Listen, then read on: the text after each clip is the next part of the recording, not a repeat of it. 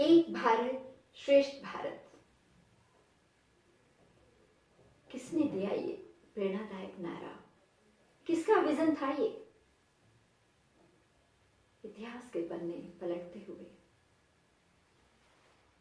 मैं पहुंची 31 अक्टूबर 1875 को, जिस दिन एक लौह पुरुष का जन्म हुआ। जी हाँ, मैं बात कर रही हूँ सरदार वल्लभ भाई पटेल की, जो एक जबरदस्त स्वतंत्रता संग्राम के सेनानी और आजाद भारत के पहले उप प्रधानमंत्री और गृह मंत्री बने। स्वतंत्रता की लड़ाई में उनका बहुत बड़ा रोल है, बहुत बड़ा रोल है। और उनके रोल को जानने के लिए हमें इतिहास के पन्ने तो खंगालने ही होंगे,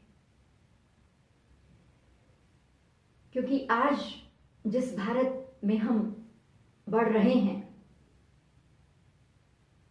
2047 में जिस विकसित भारत की बात कर रहे हैं, इसकी आधारशिला तो बहुत पहले रख दी गई थी उस विजनरी ने।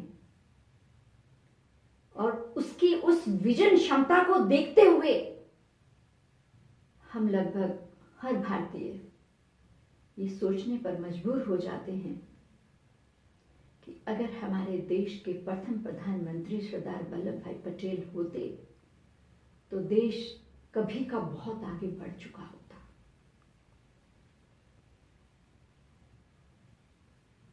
बस यही बात सोचते सोचते 1946 का वो वाकया याद आ गया, जब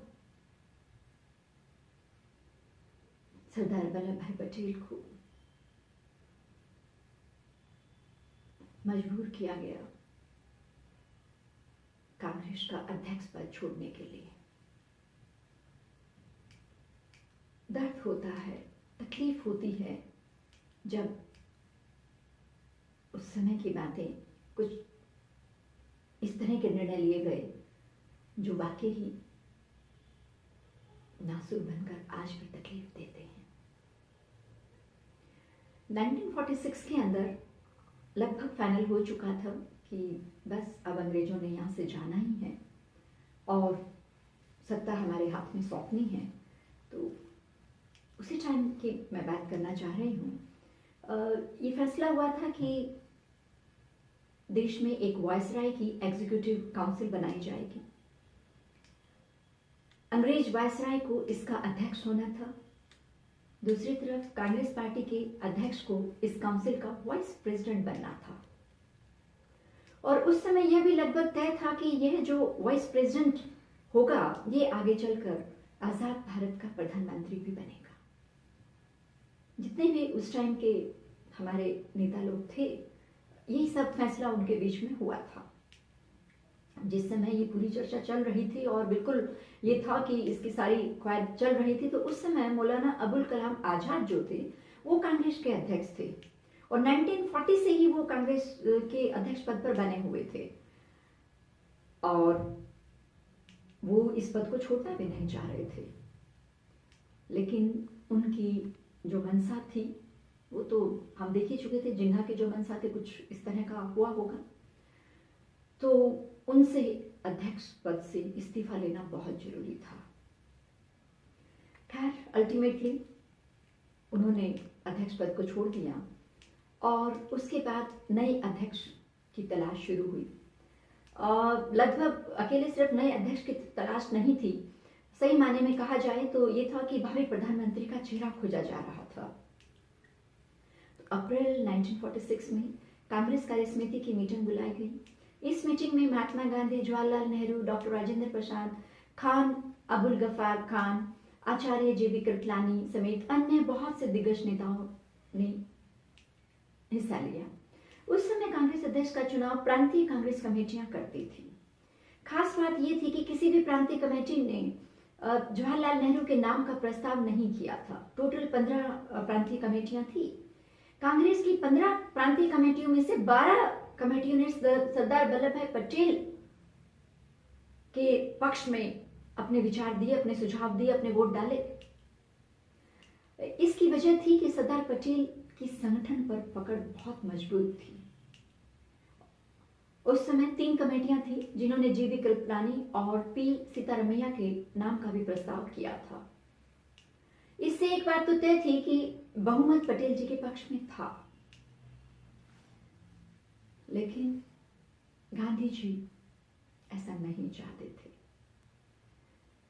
15 कमेटियों में से किसी ने भी जवाहरलाल नेहरू जी के नाम का समर्थन नहीं किया, अपने कोई लिखित संदेश नहीं भेजा। लेकिन गांधी जी चाहते थे कि नेहरू जी अध्यक्ष बने।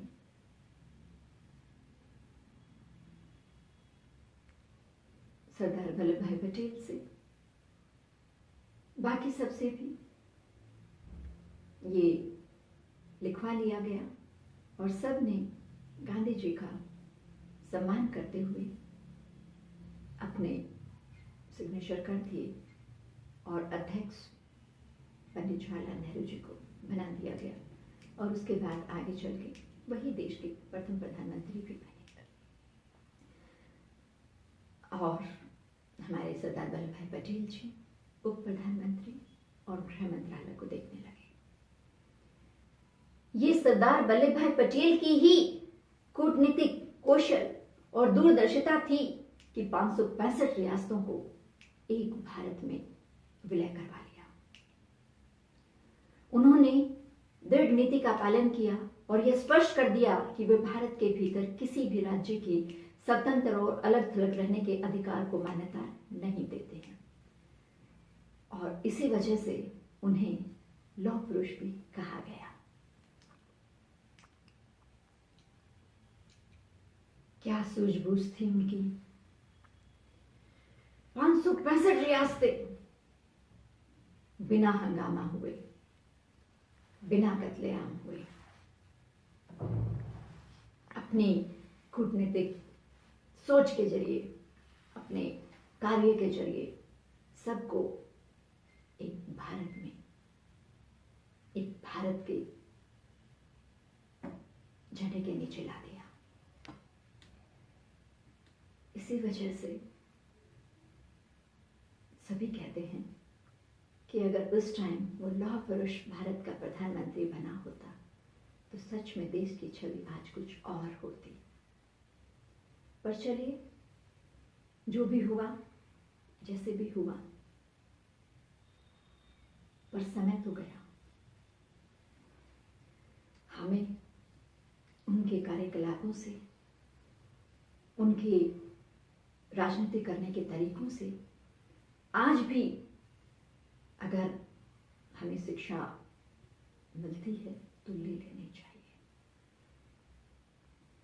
क्योंकि देश हमसे है, हमारी विचारधारा से है, हमारी सोच से है। बस राजनीति उथल पुथल भी थी, दिक्कतें भी थी, परेशानियां तो थी ही बहुत सारी। 15 दिसंबर 1950 को